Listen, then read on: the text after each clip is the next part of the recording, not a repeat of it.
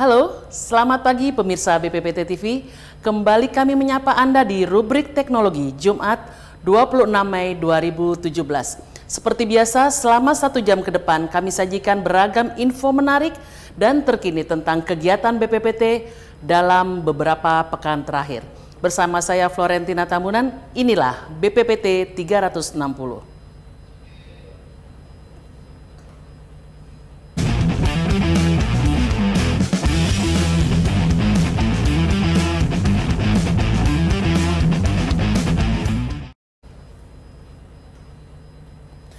Pesawat udara nirawak yang disingkat dengan Puna merupakan salah satu terobosan teknologi yang banyak dimanfaatkan.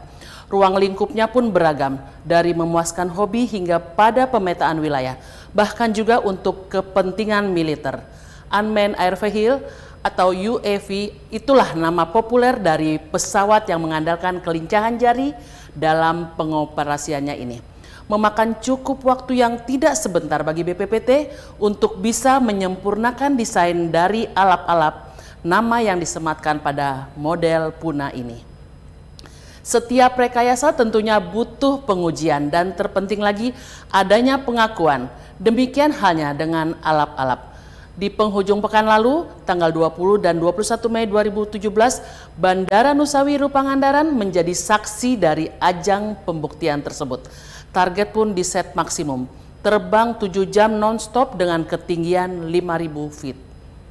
Rekan kami dari BPPT TV meliput secara khusus untuk momen tersebut.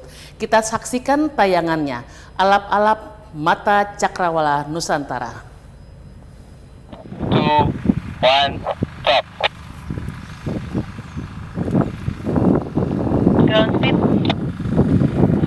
3, 6, 8, 9, 11, 11, 12, 14, 15, 17, 20, 23, 24, 26, 28, 29, 31, 32, 33, 35, 36, 38, 39. Oke, rotation di 4.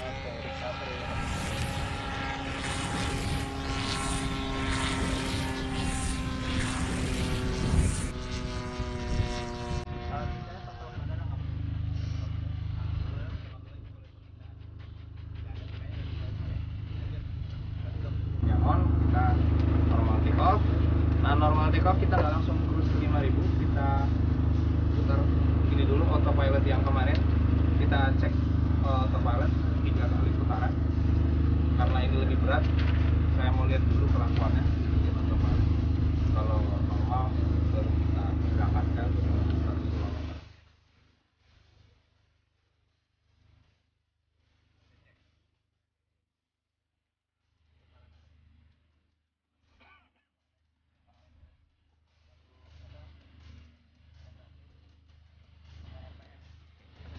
Kita bergerak bersama, yaitu dalam rangka kita uji pesawat tanpa awak alap-alap ini pada hari ini. Mudah-mudahan dalam rangka uji long range ini kita diberikan kemudahan dan kelancaran sehingga pesawatnya dan krunya selamat sampai di tempat tadi.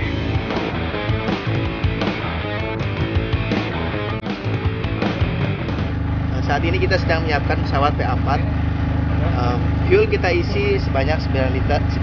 Kemudian mesin ini menggunakan mesin tipikal 2 tak dengan kapasitas 3,8 HP. Menggunakan sistem alternator untuk mengisi daya baterai.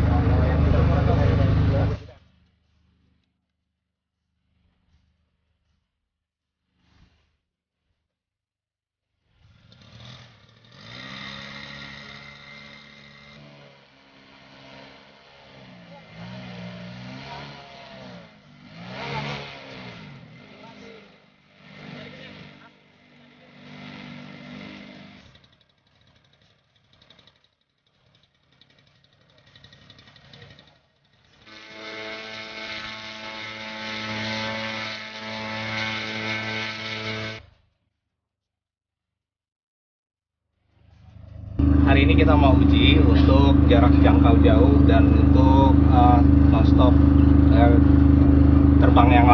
endurance. Di tengah-tengahnya kita akan mapping, ini koordinat mappingnya. Ini adalah koordinat yang nanti kita akan uji untuk uji range, uji jarak jauh. Target kita 100 km. Ini display yang kita lihat kalau kita lagi ada di darat. Dari sini bisa kelihatan pantai. Ini garis pantainya, ini laut, ini darat, ini posisi pesawat bisa dilihat di sini. Kemudian ini dari tegangan, daya, dan kemudian listriknya, kemudian RPM mesin, kemudian dari segala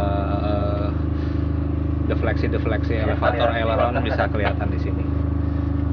Jadi ini menjadi komunikasi antara Puna BPPT dengan pengendali di darat atau dengan ground station. Kita berharap bisa mendapat 6-7 jam terbang non-stop. Ya, demikian.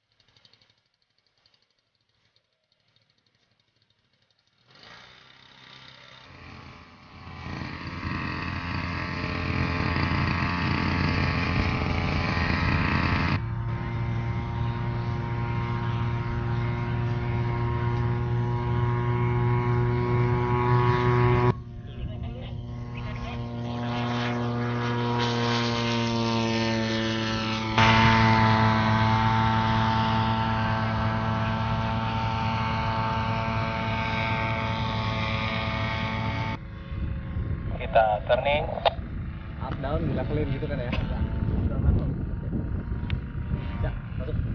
Doublet elevator in 3, 2, 1, stop. Up, down, stop. 1, 2, 3, 4, 5.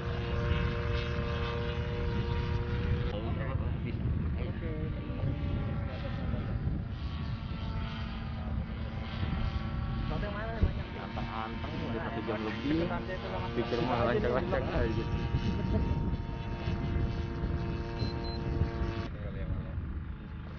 Locking DJS masih dicoba. Oh iya, enggak.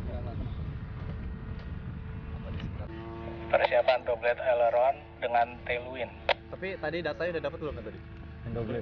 Logernya di dalam. Oh, logernya di dalam ya? Ini ditandain aja waktunya biar cepat. Oke, turning. Meluruskan landasan. Ya. Doublet aileron in 3, 2, 1, stop. Di Puna ini kan sebenarnya ada banyak tipe pesawat, mulai dari yang kecil sampai yang besar. Nah, itu kegunaannya masing-masing berbeda-beda. Kebetulan yang kita bawa sekarang ini ukuran medium lah. Medium tuh artinya buat jarak jelajah medium. Kalau transportasi juga, mobilnya juga nggak susah-susah. Jadi untuk yang simple-simple ke hutan-hutan dia bisa masuk-masuk. Dimulai dari tadi pertama warming up, nyalain engine, pemanasan sekitar 3 menit, nggak ada problem, semua oke. Pesawat dibawa ke ujung landasan, cek sinyal, radio bagus, langsung kita coba terbang karena rodanya sudah lurus. Saya putuskan udah langsung terbang. Oke, di atas kita coba ambil data. Kalau mata pilot normal kayak saya paling 2 kilo, 1,5 kilo udah nggak bisa kelihatan. 1,5 kilo udah harus diambil oleh autopilot. Mungkin secara pesawat kelihatan, sampai titik pun saya juga masih kelihatan. Tapi artinya saya udah nggak tahu tuh pesawat madep kemana, ke kanan ke kiri, jatuh apa nggak, kebalik atau enggak. Jadi di atas 1,5 kilo udah harus autopilot, di switch. Jadi kita take off dulu, nanti cek semua pesawat normal dengan manual, switch ke autopilot, dia langsung dioper. Pilotnya engage autopilot. Tekan on. Kasih tahu begitu kena lingkaran. Sekarang sudah masuk lingkaran. Oke. Pilot standby. Saya tinggal bisa? Boleh. Saya lihat kelakuannya dulu.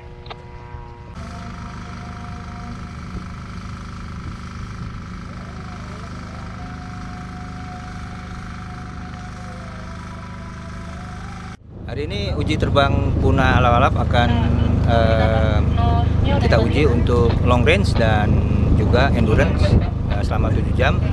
Jadi jarak yang diperbolehkan oleh ATC untuk dapat notam adalah sejauh 100 km meskipun kami minta untuk 150 km. Dan untuk 100 km kita perlu ketinggian 5.000 feet agar supaya data link tetap bisa kontak.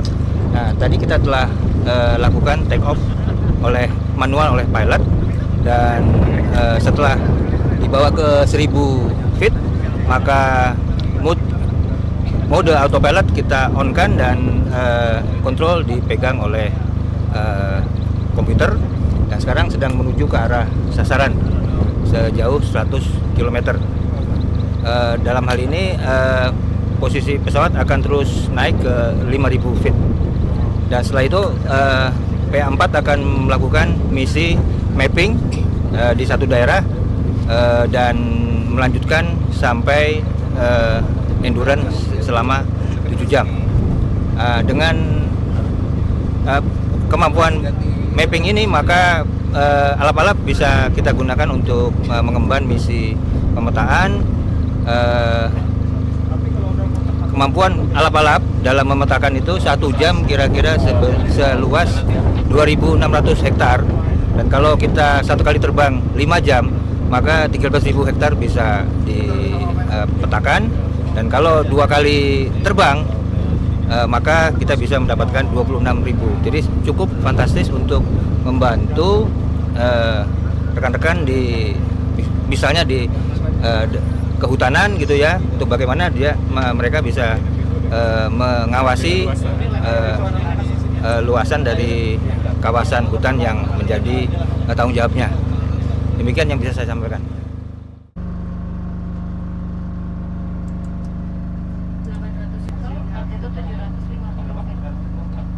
Puna BPPT dikendalikan oleh ground control station, di mana untuk operatornya bisa itu ada tiga cukup untuk 3 orang. Itu ada untuk kita sebutnya FTE, Flight Test Engineer, kemudian ada untuk pilotnya. Yang dilihat itu adalah seperti ini tampilannya. Jadi ini adalah flight plan dari pesawat, di mana informasi terbang tersebut ditampilkan oleh display ini. Seperti ketinggian di sini ada 1000 feet. Kemudian untuk kecepatannya itu 48 knots. Waypoint ini yang kita miliki sanggup sampai 1000 waypoint. Jadi untuk misinya bisa kita definisikan sendiri. Kemudian untuk mappingnya bisa kita visualkan secara 3 dimensi, bisa kita tunjukkan dan bisa di 3 dimensikan. Ya, seperti ini. Kita bisa melihat untuk trennya, kontur dari peta. Nah, itu adalah kelebihan yang BPPT punya selain yang 1000 waypoint tadi. Kemudian saat sekarang itu misinya adalah terbang long range sejauh 100 kilo untuk memakan waktu tempuh 6 sampai 7 jam. Ya. Kemudian saat ini posisinya sudah di waypoint 31, itu ketinggian 1000 feet, di mana untuk menempuh 100 kilo itu pergerakan pesawatnya itu harus 1000 feet dulu, kemudian 2000 feet, nanti akhirnya itu adalah di 5000 feet sejauh 100 kilo. Nah, kemudian untuk kembalinya dari 5000, 4000 dan kembali ke 1000 feet. Nah, selain itu hari ini kita misi melakukan mapping. Di sini ada juga mapping. Dan bisa digeser untuk peta mapping itu. Ya, 2 dimensi aja dan digeser. Nah, ini kita juga BPPT juga mampu untuk melakukan mapping. Sekarang kita nanti dilakukan setelah menyelesaikan misi long range. Kita akan melakukan mapping sampai durasinya 6 sampai 7 jam untuk endurance-nya. Mappingnya itu bisa diisi apa aja ya, tergantung kebutuhan. Tergantung kebutuhan ya, seperti itu. Baik, terima kasih.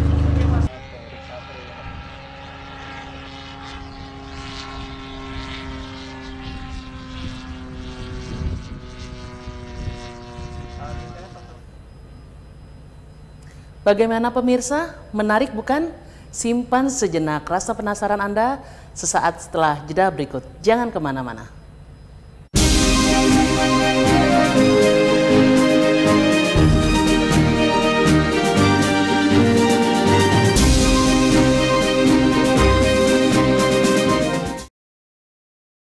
Jangan lupa tetap saksikan rubrik teknologi di BPPT TV tiap hari Jumat.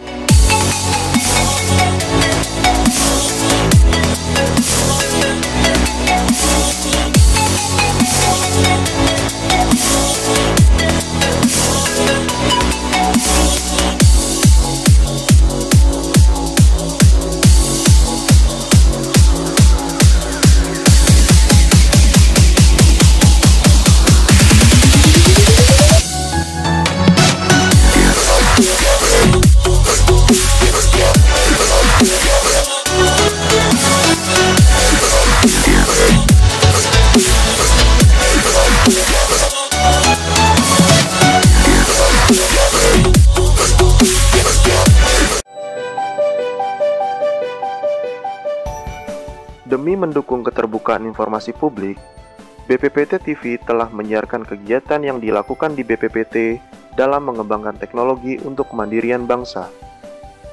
Terus mengenai dua inovasi ini, telah hadir bersama saya narasumber pengujian. Apa kabar Anda? Pengujiannya. Apa kabar Anda pada pagi? Program utama yang ada di BPPT TV diantaranya adalah rubrik teknologi dan BPPT 360 detik yang hadir setiap Jumat pukul 8.30 pagi waktu Indonesia Barat.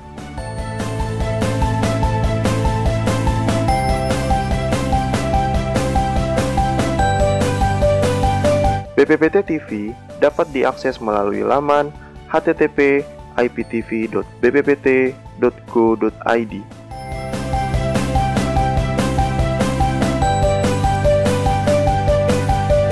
Kini, siaran langsung BPPT TV dapat dilihat melalui perangkat Android.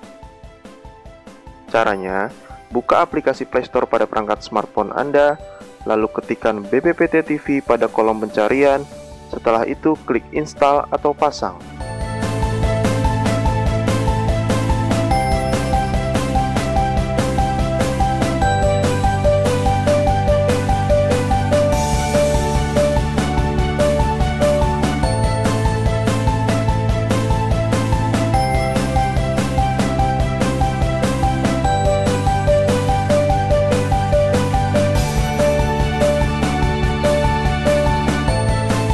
Pastikan menyaksikan tayangannya setiap Jumat. Ke depan, giliran unit kerja Bapak dan Ibu yang akan tayang di BPPT TV.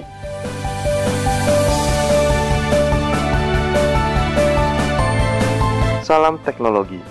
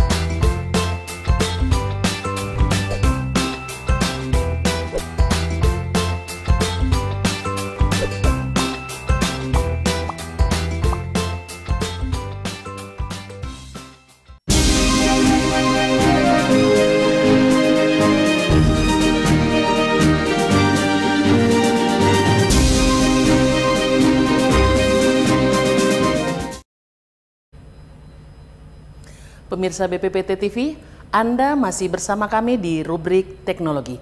Bagi yang baru saja bergabung, episode kali ini kami tampilkan secara khusus liputan tentang alap-alap pesawat udara nirawak hasil kerekayasaan BPPT. Oke pemirsa, tidak menunggu lebih lama lagi kita saksikan kelanjutan dari uji terbang dan uji ketahanan alap-alap. Selamat menyaksikan.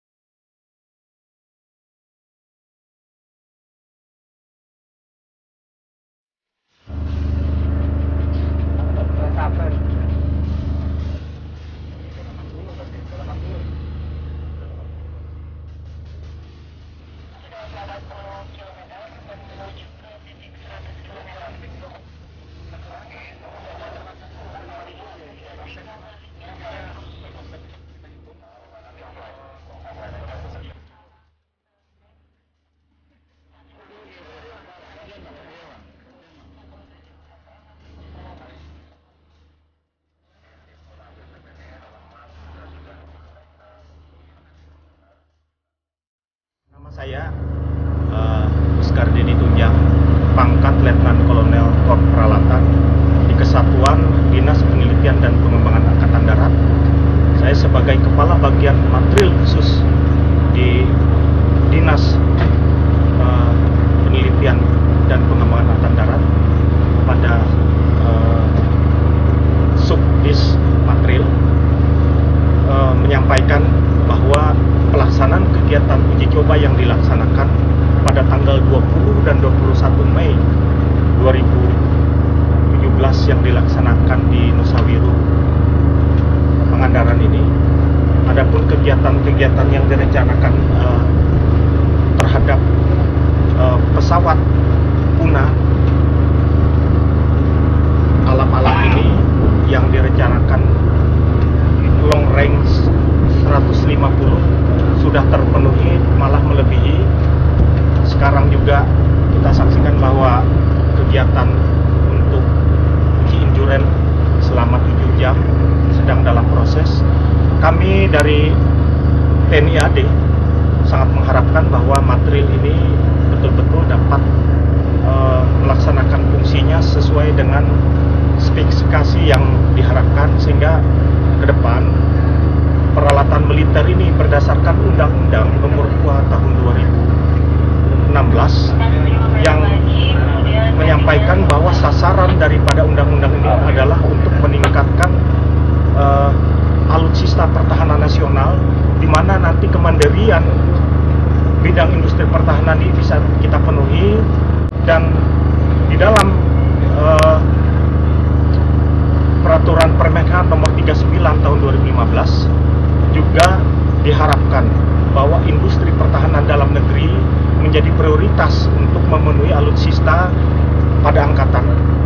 Dan melihat dari keinginan pemerintah saat ini bahwa salah satu jawaban adalah adanya pengembangan Puna alap-alap oleh BPPT ini, sehingga ini bisa menjadi satu solusi bagi kepentingan alutsista terhadap kemandirian alat peralatan kita, di mana nanti ke depan dengan spesifikasi yang ada pada alap-alap ini nanti ke depan bisa lebih ditingkatkan lagi supaya mampu memenuhi keinginan-keinginan dari sisi militer, di mana militer pada spek militernya diharapkan bahwa pesawat tanpa awak ini bisa menjadi mata sebagai alat pengintai untuk pasukan melihat jauh ke depan sampai 200 km dengan masa long time berkemampuan diharapkan nanti 8 sampai dengan 10 jam. Itu ke depan kita harapkan supaya mampu mendukung kepentingan kita, khususnya untuk monitor terhadap konvoi-konvoi pasukan, demikian juga untuk melihat pasukan yang ada di depan.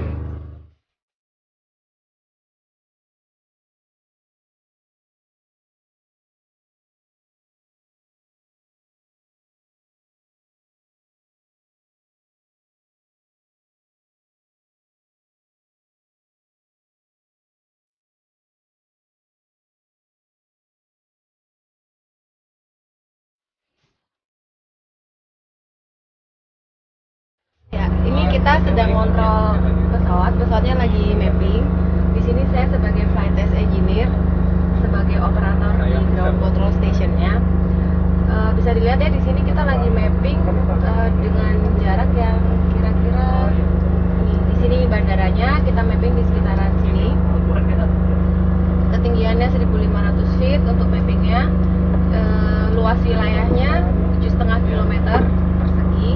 Jadi luas yang kita mapping di sini 7,5 km persegi. Panjangnya yang mau di mapping itu 5 km, lebarnya 1,5 kilo.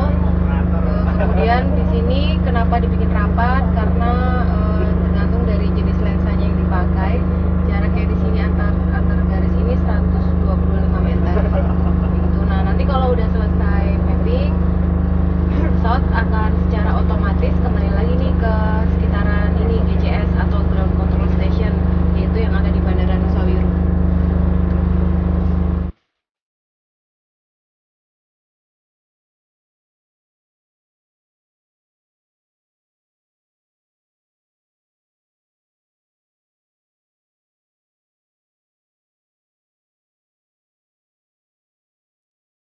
Nama saya Ardi Risman dari Kementerian Lingkungan Hidup dan Kehutanan. Jabatan saya sebagai Kasubdit Pencegahan dan Pengamanan Hutan Wilayah Sumatera di bawah Direktorat Pencegahan dan Pengamanan Hutan, Direktorat Jenderal Penegakan Hukum Lingkungan Hidup dan Kehutanan. Terkait dengan permasalahan kehutanan yang dihadapi oleh Kementerian Lingkungan Hidup dan Kehutanan, bahwa khususnya terhadap kawasan hutan yang mana di wilayah Indonesia ini secara keseluruhan 120 juta hektar, itu kami menghadapi masalah dengan sumber daya manusia yang masih minim untuk mengawasi kawasan hutan seluas itu. Sampai dengan saat ini tercatat ada sekitar 5.000 orang tenaga pengamanan hutan di lapangan, yaitu polisi kehutanan. Sehingga kalau hitung-hitungan matematis bahwa satu orang polisi kehutanan itu harus mengawasi kawasan hutan seluas 24.000 hektar. Nah, dengan adanya pemanfaatan teknologi pesawat tanpa awak ini untuk mengawasi kawasan hutan itu sangat membantu, terutama terhadap kawasan-kawasan yang sulit dijangkau oleh tenaga kami di lapangan. Terkait dengan penggunaan pesawat tanpa awak ini, untuk sekarang Kementerian Lingkungan Hidup dan Kehutanan masih menggunakan teknologi drone quadcopter ya. Untuk jangkauan yang terbatas memang quadcopter ini hanya paling jauh itu untuk jangkauan 5 km dan ketinggian pun sekitar ya paling tinggi 150 sampai 200 meter. Dan ada keterbatasan yang sangat menjadi hambatan di dalam penggunaan quadcopter itu, yaitu penggunaan tenaganya ya dari baterai, sehingga hanya mampu terbang 20 menit, dimana setelah baterai mau habis itu pesawat harus segera dikembalikan ke base station. Nah, dengan teknologi yang dikembangkan oleh BPPT ini sangat-sangat bagus sekali karena bisa menjangkau sampai 100 km yang sekarang sedang diuji coba ya. Mudah-mudahan bisa berhasil. Dan kalau saya pernah bertanya itu kemampuan terbangnya bisa sampai 6 sampai 7 jam dengan mesin 5 PK dengan tenaga mesin bahan bakar minyak ya, BBM. Dan teknologi kameranya pun sudah bagus, sudah menggunakan gimbal yang bisa dikendalikan untuk mengarahkan spot-spot mana yang mau kita ambil fotonya. Kami mengharapkan dengan teknologi pesawat tanpa awak yang sedang dikembangkan oleh BPPT ini dapat membantu untuk memonitor kawasan hutan kami secara lebih mendetail ya, karena terutama untuk yang kawasan hutan yang jangkauannya jauh dari patroli yang dilakukan oleh petugas di daratan melalui patroli terestrial itu bisa kita jangkau. Dan harapannya teknologi yang dikembangkan ini nanti dalam implementasinya tidak terlalu rumit sehingga mudah digunakan dan bermanfaat bagi menjaga kawasan hutan di Indonesia khususnya, terutama untuk menjaga kawasan-kawasan hutan yang ada di perbatasan dengan negara yang itu di Kalimantan.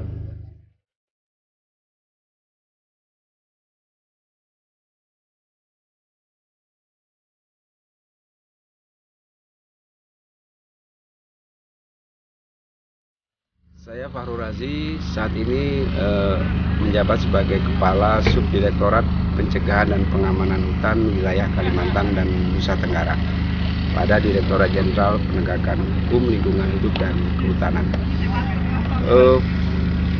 Pertama kita pemerintah, baik pemerintah pusat maupun pemerintah daerah memiliki tugas melakukan pengamanan kawasan hutan.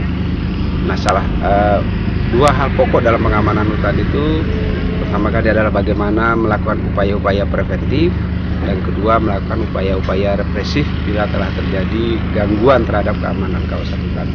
Nah, maka yang paling terpenting dalam dua kegiatan ini adalah data mengenai kawasan hutan, baik data fisik maupun data perubahan-perubahan kawasan hutan yang berhubungan dengan telah terjadinya gangguan keamanan hutan. Ini yang selama ini kita rasakan belum bisa optimal karena keterbatasan jumlah personil dan keterbatasan anggaran untuk mengcover data tersebut. Karena dari data inilah kita tahu persis bagaimana kondisi kawasan hutan, gangguan-gangguan apa yang terjadi di kawasan hutan, sehingga kita dapat mengambil langkah-langkah penegakan hukum yang tepat, efisien, dan dengan biaya yang seminimal mungkin. Nah, dari data yang setelah kita melihat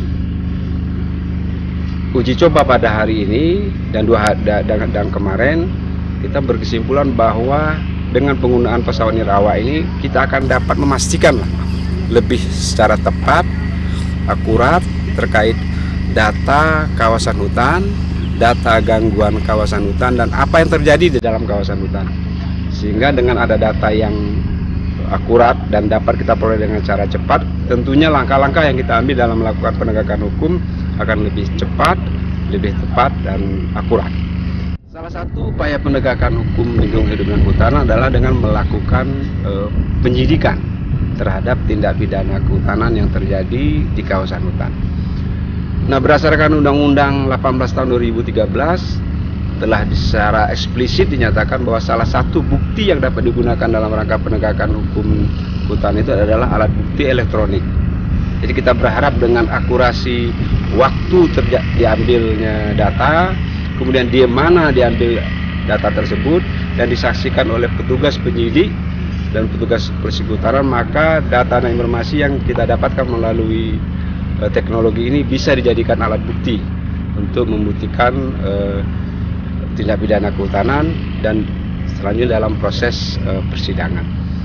Jadi dengan teknologi yang clear ini, baik waktunya, tempusnya di mana terjadi, lokusnya di mana terjadi, dan mudah-mudahan dapat mengidentifikasi pelaku atau alat bukti lain yang dapat menggiring ke arah pelaku daripada tindak pidana kehutanan yang terjadi. Seperti contoh di Kayen Mentarang. Kayen Mentarang ini taman nasional yang secara topografis akan sulit untuk ditempuh oleh manusia, dan yang lebih lagi dia berbatasan langsung dengan batas negara, dengan negara Malaysia dan Brunei. Kita berharap melalui teknologi ini semua kendala pengambilan data yang tidak dapat ditempuh oleh manusia karena kondisi geografis bisa teratasi dan lebih membantu upaya preventif dan upaya represif melalui penyidikan dan penindakan. Kami berharap teknologi yang ditemukan oleh BPPT ini dapat menjadi pemicu untuk lebih efisiennya penegakan hukum lingkungan hidup dan kehutanan, dan menjadi sebuah starting point bahwa kita tidak ada lagi hambatan yang berarti, karena dengan segala kekurangan personil akan bisa kita atasi dengan teknologi ini. Itu mungkin yang bisa saya sampaikan. Waktu nose landing gear dinyalakan, tegangan sekarang 5,6. Oke, Pak Beda. Crosswind nggak ini? Headwind. 130. Meluruskan landasan. Oke. Apa? Takut itu. Bismillah. Naik lagi. Oh, iya, bantu headwind.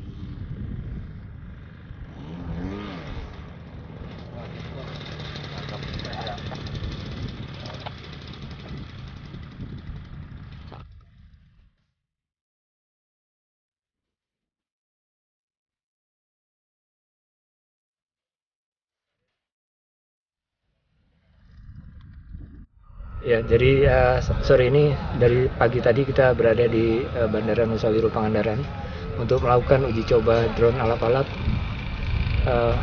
jenis drone Puna jenis alap-alap tipe PA5 dan PA4. Kebetulan kedua prototipe ini merupakan hasil pengembangan BPPT yang terakhir, yang terbaru, yang terkini, dan coba kita uji terbangkan hari ini di Nusa Wiru ini. Jadi drone ini memang kita pada awalnya adalah untuk pengembangan hankam militer, untuk surveillance dan keamanan. Tetapi perkembangan terkini kita upayakan bahwa drone ini nantinya bisa kita manfaatkan untuk kepentingan hankam militer juga, termasuk untuk kerjasama dengan SKK Migas untuk pemantauan pipa, lalu dengan Kementerian Lingkungan Hidup dan Kehutanan. Ini nanti untuk surveillance atau pengawasan hutan-hutan dan penebangan liar. Lalu yang pasti akan tadi juga kita hadir dari Dislitbang TNI AD. Rencana juga akan ada penjajakan lebih lanjut untuk kerjasama pemanfaatan untuk keperluan militer. Saat ini kita sedang gencar-gencarnya mengembangkan tingkat komponen dalam negeri. Sebagaimana informasi yang saya dapatkan terakhir dari Direktur PT IPK bahwa komponen TKDN untuk drone yang dibuat BPPT ini sudah mencapai antara 50-60%. Ini capaian yang luar biasa. Seharusnya memang untuk ke depan sinergi program antar kementerian lembaga maupun sinergi program dengan swasta dan industri juga harus kita galakkan lebih lanjut agar drone ini bisa kita produksi dan beroperasi di tanah air sendiri. Sudah waktunya bahwa Indonesia menjadi tuan rumah untuk produksi teknologi di tanah airnya sendiri.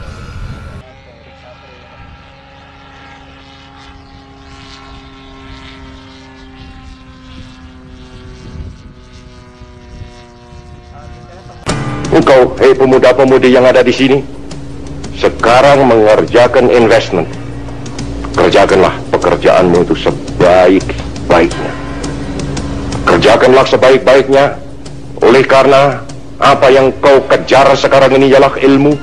Dan ilmu itu bukan untukmu sendiri, tapi ialah untuk anak cucumu, untuk bangsa Indonesia, untuk rakyat Indonesia, untuk tanah air Indonesia, untuk negara Republik Indonesia. Maka saudara-saudara dan anak-anakku sekalian, jikalau kita semuanya berkumpul di sini, kenangkanlah akan hal itu.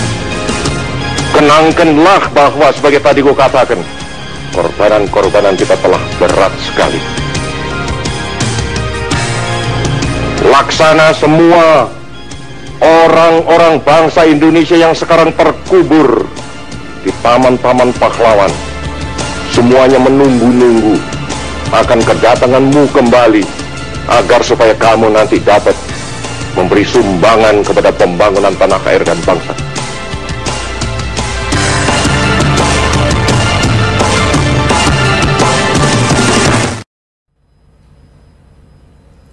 Luar biasa sekali ya pemirsa, akhirnya alap-alap mampu menuntaskan misinya. Selamat untuk tim Puna BPPT atas capaiannya. Sebagai informasi, dalam misi tersebut alap-alap telah terbang selama 7 jam non-stop dengan jarak jelajah sebesar 623 km di ketinggian 5.000 feet. Kami akan kembali setelah jeda berikut dengan informasi lainnya. Tetaplah bersama kami.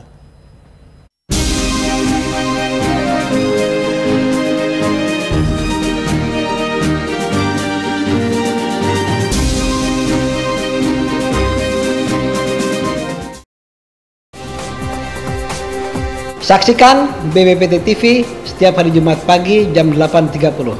Stay tune at iptv.bppt.go.id.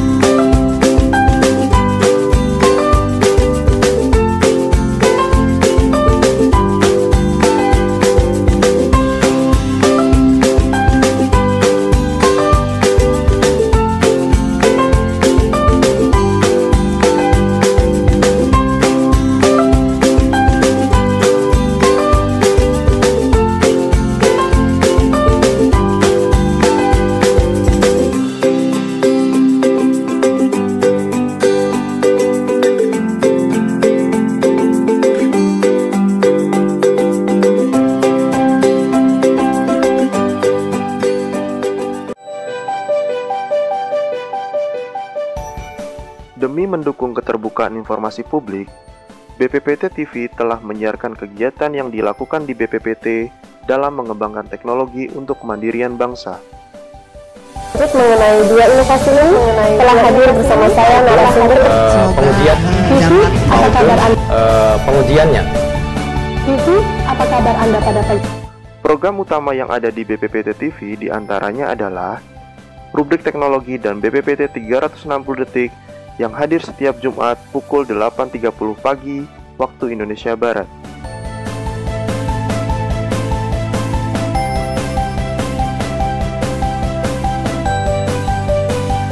BPPT TV dapat diakses melalui laman http://iptv.bppt.go.id.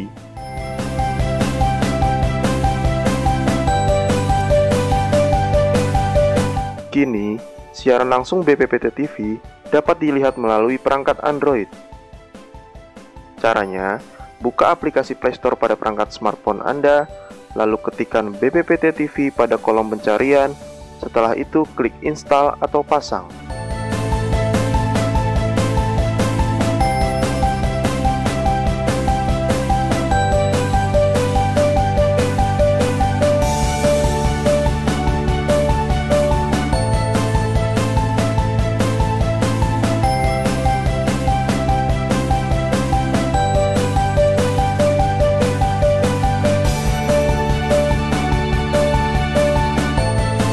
Pastikan menyaksikan tayangannya setiap Jumat. Ke depan, giliran unit kerja Bapak dan Ibu yang akan tayang di BPPT TV.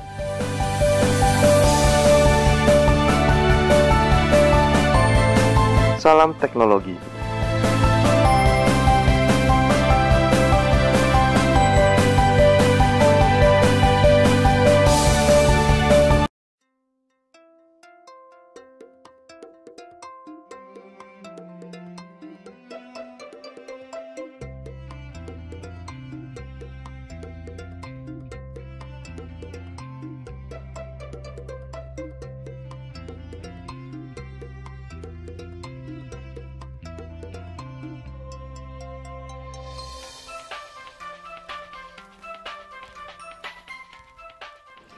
Proses perekaman data kehadiran diawali sejak bis BPPT datang. Sejumlah pegawai memasuki gedung dan membentuk antrian secara teratur untuk melakukan tapping sidik jari sebagai sarana pencatatan kehadiran.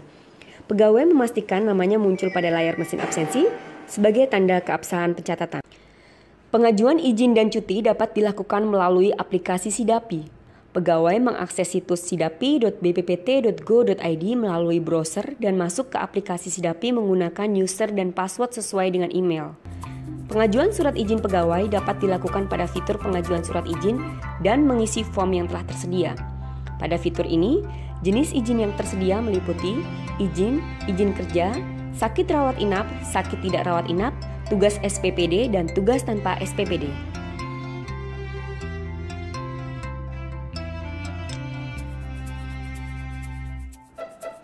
Pegawai dapat melakukan permohonan cuti melalui fitur pengajuan surat cuti.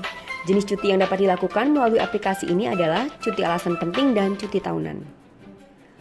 Persetujuan pengajuan cuti pegawai dilakukan secara berjenjang sesuai struktural unit kerjanya dan Kepala Biro SDMO.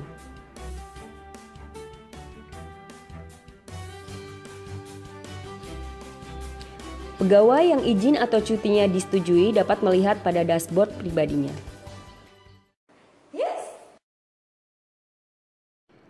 Penyiapan data rekap kehadiran perizinan sebelum dilakukan otomasi membutuhkan waktu yang lama dan akurasinya rendah.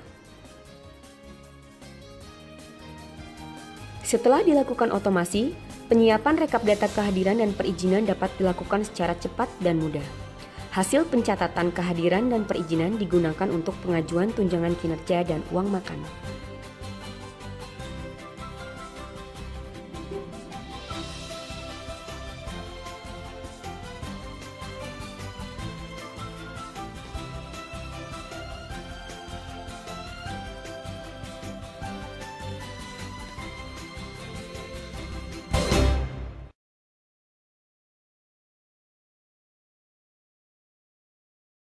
Pada kesempatan ini, saya Sekretaris Utama WT mewakili segenap staf dan karyawan di BPPT mengucapkan selamat menjalankan ibadah puasa di tahun 2017.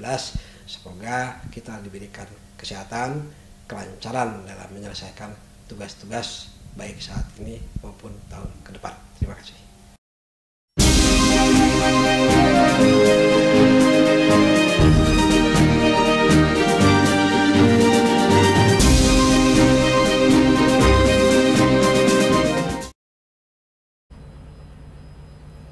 Tidak mudah, itu yang diucapkan pertama kali oleh Sekretaris Utama BPPT, Sony Sulestiawirawan, ketika ditanyai tentang opini wajar tanpa pengecualian yang kembali diraih BPPT untuk laporan keuangan tahun 2016. Menurutnya, hasil yang diraih ini adalah buah dari kerja semua tim. Kita saksikan bersama wawancara dengan Sekretaris Utama BPPT yang berlangsung di ruang kerjanya sesaat kembali dari acara penyampaian LHP LKPP di Istana Bogor, Selasa 23 Mei 2017. Berikut tayangannya. Setelah 12 tahun sejak tahun 2004, untuk pertama kalinya pemerintah berhasil memperoleh opini wajar tanpa pengecualian. Perolehan opini WTP ini merupakan hasil upaya pemerintah memperbaiki pertanggungjawaban dan pengelolaan keuangan negara. Salah satu upaya tersebut diantaranya membangun single database melalui e-Rekon dan sistem informasi penyusunan LKPP yang lebih baik, sehingga tidak ada lagi akun yang tidak lazim, yaitu suspend pada LKPP tahun 2016. Ini menjadi kewajiban, sebetulnya harusnya menjadi hal yang biasa. Dapat BTP itu karena itu wajib, kewajiban kita dalam penggunaan uang rakyat, uang negara yang memang dikelola dengan baik. Jadi masih ada yang terutama yang disclaimer.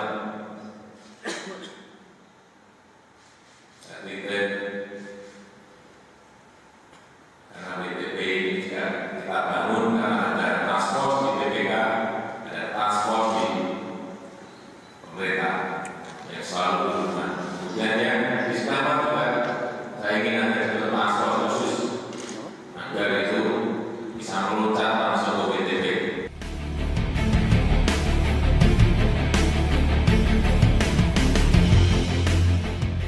Ya, jadi alhamdulillah ya tahun 2017, dan ini artinya penilaian tahun 2016 bahwa kita masih meraih opini wajar tanpa pengecualian.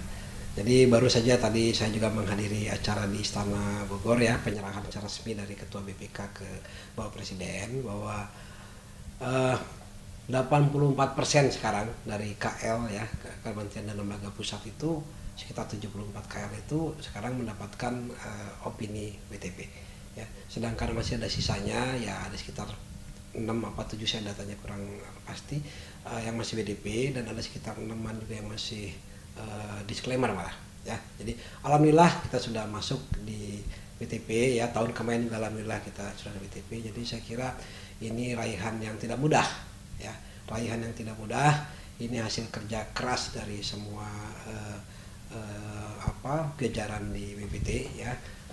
Jadi ini kerja keras kita dan kita masih meraih opini WTP.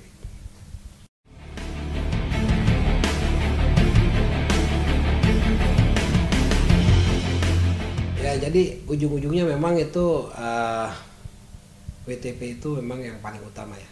Jadi WTP itu adalah pengelolaan keuangan ya, di mana di situ ada juga good governance-nya ya, di sana ada pengelolaan BUMN-nya ya, pengelolaan dari pengurusan semua administrasi ya.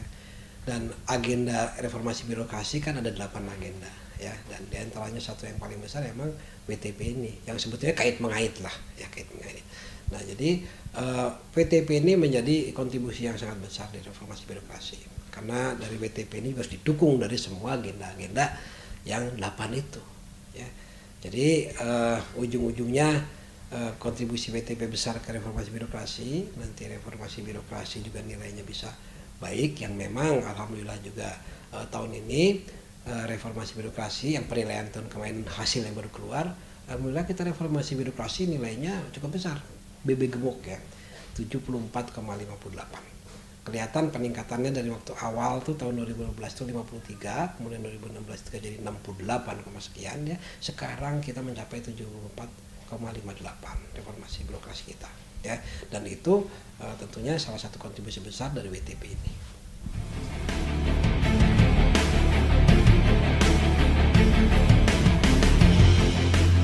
Jadi seperti saya sampaikan tadi di awal bahwa meraih WTP itu tidak mudah, sangat berat. Jadi yang kemarin pun juga dari sekian banyak yang diperiksa oleh auditor BPK kita, akhirnya mengerucut kepada beberapa yang dianggap berat. Ya, di antaranya adalah kita ada masalah di B2 TMC, ya, kita punya pesawat ya yang sekitar yang dirawatkan kepada operator swasta dan lain permasalahan seperti itu. Dan intinya dari pemeriksaan BPK sebetulnya ingin meyakinkan bahwa negara tidak dirugikan, bahwa aset negara itu adalah masih dikuasai dan diurus oleh lembaga yang memang diberikan kewenangan untuk menjaga itu prinsipnya ya. Ini jadi kita harus jadi pegangan buat kita ya. Jadi mengerucut kepada BB2 TMC kemarin dan juga kepada pengelolaan BLU kita Pusyantek ya. Nah, tentunya yang lain ada juga, tapi yang fokus kepada yang dua besar itu. Nah, ini karena kita fokus ke dua besar itu ya, dan alhamdulillah walaupun belum sempurna, temuan-temuan itu masih ada ya, tapi akhirnya kita bisa meyakinkan bahwa temuan-temuan itu akan bisa kita selesaikan di tahun depan, di tahun ini ya, untuk pemeriksaan tahun depan ya. Nah, akhirnya kita bisa meyakinkan dan BPK bisa menerima bahwa ini bisa diyakini bahwa aset-aset yang kita pertahankan itu memang masih dalam pengelolaan BPT. Tetapi kita masih punya hutang-hutang temuan ya yang memang harus diselesaikan. Nah, jadi untuk mempertahankan ini tentunya kita harus segera menyelesaikan temuan-temuan yang kemarin ditemukan ya. Juga masih ada temuan-temuan yang masih tahun lalu belum kita selesaikan, itu harus mau tidak mau diselesaikan segera. Dan tentunya tahun depan diperiksa akan ada lagi temuan yang baru. Ya. Nah, tentunya untuk mengantisipasi itu saya minta tentunya nanti kepala unit kerja terkait harus meminimalisir, mengantisipasi terjadinya atau terulangnya kesalahan-kesalahan yang tiap tahun kadang-kadang masih berulang, karena rutinitas ini. Jadi jangan sampai terulang lagi. Kalau kesalahan Indonesia sekali harusnya diperbaiki, dan yang sudah ditemukan harus segera diselesaikan. Kira-kira seperti itu.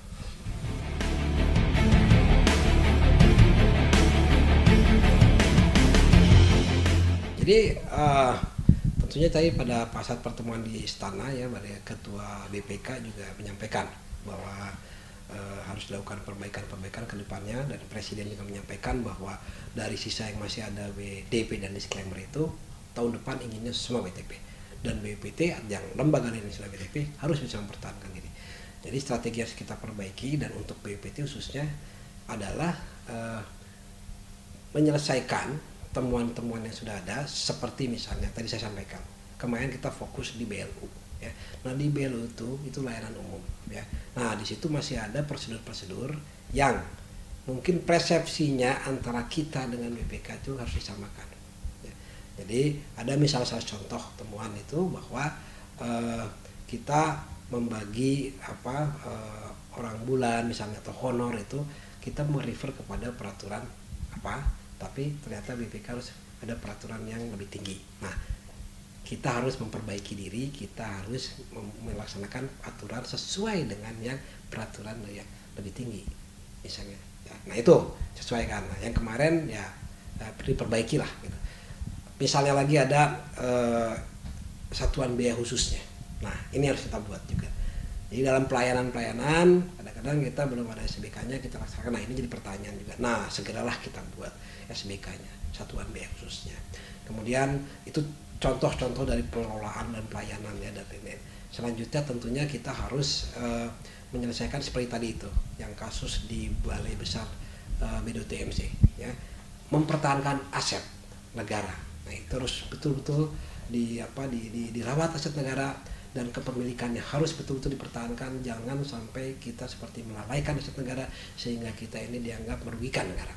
Ini kasus yang BB2 TMC hanya contoh saja, tetapi kita kan banyak juga aset-aset di BPT harus kita pertahankan. Nah, ini harus kita pertahankan. Yang lain-lain tentunya masalah BMN ya, kemudian masalah persediaan ya. yang tiap tahun kita berulang. Pengelolaan persediaan itu harus ada logbooknya, harus jelas. Kalau ini negara memberikan uang untuk membeli persediaan sampai yang sekecil-kecilnya, pensil, tinta, bolpen, itu habis kemana terus jelas logbooknya. Nah, hal seperti ini hal yang harus juga kita kita perbaiki semuanya, ya. Jadi kita antisipasi untuk selanjutnya hal seperti ini tidak terulang lagi, dan yang tahun-tahun lalu temuan itu kita segera selesaikan dengan baik.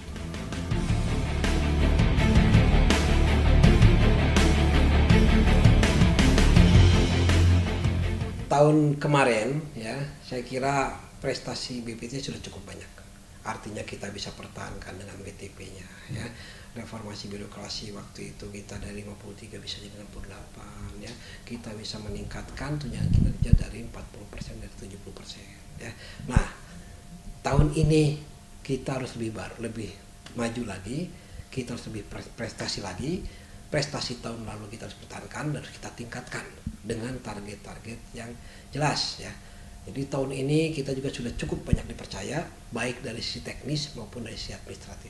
Ya, dari sisi teknis tentunya kita sudah tahu ya, kita dipercaya sekarang untuk membuat FS kelayakan kereta api cepat ya, atau kita harus membuat FS kemaritiman, pelabuhan ya, transportasi laut dan lain-lain ya. Kemudian kita juga dipercaya oleh Kemenpan RB ya untuk membuat aplikasi ya, aplikasi monitor ya, pengelolaan keuangan yang baik, dari mulai Renstra hingga pemonitoringnya hingga terakhir penilaian kinerjanya, sehingga punishment dan rewardnya. BPT dipercaya untuk membuatkan aplikasinya, dan ini nanti aplikasi ini akan dikoordinasikan dengan Kementerian Keuangan, dengan Bappenas, dengan Kemenkominfo dan lain-lain, sehingga aplikasi nanti bisa kita pakai untuk seluruh KL di nasional ya. Kemudian juga kita ya akan ditugaskan juga dalam pengelolaan data center misalnya ya, itu masih dalam proses, tetapi kita sudah, intinya BPT sekarang makin dipercaya. Nah, dari kepercayaan ini ya kita berharap tahun ini tadi saya sampaikan bahwa reformasi birokrasi RB kita sudah keluar dari nilai 68 kita jadi 74,5, kemudian lakibnya pun kita sudah melewati angka 70 sehingga kita mendapatkan BB ya. Kemudian kita juga nanti sedang berusaha bidang kearsipan, yang mulai tahun ini bidang kearsipan menjadi salah satu poin di agenda reformasi birokrasi yang harus diaudit. Itu pun kita akan mendapatkan penilaian. KIP-nya ya, keterbukaan informasi publik juga. Kemudian ombudsman pun ada juga kriteria pelayanan publik. Nah, kalau kita semua ini jadi kita bisa pertahankan dan kita bisa buat bagus, nilai RB kita meningkat. Dan target saya cuma satu ya, karena kalau kita bicara kepada teman-teman di BPT semua, bicara hanya target-target teknis dan lain-lain mungkin tidak mengena. Tapi kalau kita bicara semuanya adalah untuk kesejahteraan pegawai BPT. Apa itu artinya? Dengan reformasi birokrasi kita ini bagus, nilainya bagus, tujuannya apa? Kita bisa mengusulkan kenaikan tunjangan kinerja. Ya, walaupun disampaikan bahwa tunkin adalah tidak ada kaitannya dengan, tapi ujung-ujungnya adalah kesejahteraan, adalah ketunjangan kinerja. Ya, jadi kalau reformasi birokrasi kita yang sekarang sudah 74,58 dan tahun ini kita bisa pertahankan dan meningkat melewati 75 saja, ya angka 75, kita sudah bisa mengusulkan tunjangan kinerja naik dari 70 ke 80%. Nah, ini target yang tentunya nanti akan lebih dirasakan oleh semua pegawai. Nah, jadi saya mohon dukungan dari semua pihak, tidak hanya pimpinan, tidak hanya kepala unit kerja, tapi semua staf dari ujung ke bawah bekerja bersama-sama mengelola kegiatan semua, baik pun kegiatan teknis maupun administrasi di BP itu dengan baik, ya, sehingga kita bisa mempertahankan nilai-nilai itu dan malah kita meningkatkan, dan ujung-ujung kita mengusulkan tunjangan kinerja kita meningkat. Ini yang bisa kita rasakan sama-sama.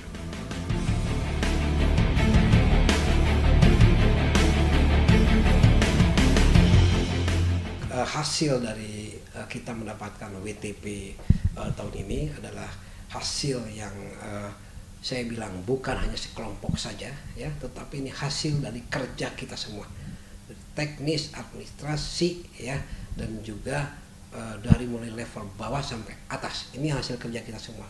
Kalau tidak kita bekerja sama dengan baik, tidak akan kita mendapatkan hasil WTP ini. Itu yang pertama, ya. Jadi saya tentunya akan mengucapkan terima kasih kepada seluruhnya, kepada pimpinan, pucuk pimpinan, deputi Stama, kepala unit kerja, ya, dan semua staf di BPPT yang telah mendukung sehingga kita dapat WTP.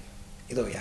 Tetapi saya ingin menggarisbawahi dan fokus juga bahwa ada yang tupoksinya untuk memonitor dalam pemeriksaan ini, tentunya ini adalah tanggung jawab Sestama. Dan ada unit-unit kerja yang memang tugasnya untuk memonitor ini, seperti misalnya Renko, ya, yang itu mendampingi hari ke hari, ya, dengan timnya. Kemudian inspektorat juga mendukung, ya. Kemudian tentunya kepada satker-satker dan kepada unit kerja yang semua diperiksa, ya, dan fokus kepada yang tahun ini adalah difokusnya diperiksa dalam misalnya Pusyantek dan B2TMC, ya. Semuanya saya ucapkan terima kasih. Kerja keras kita ini bisa berhasil mendapatkan nilai opini yang terbaik, ya. Tetapi akan saya sampaikan juga kepada semuanya, jangan lengah, ya, karena tahun depan kita masih akan diperiksa lagi, ya. Temuan-temuan masih ada, ya, baik temuan tahun ini dan temuan yang tahun kemarin belum kita selesaikan, itulah segala kita selesaikan. Kalau kita tidak selesaikan, kita lengah, bisa saja tahun depan kita jatuh ke WDP atau maupun disclaimer. Terima kasih kepada semuanya.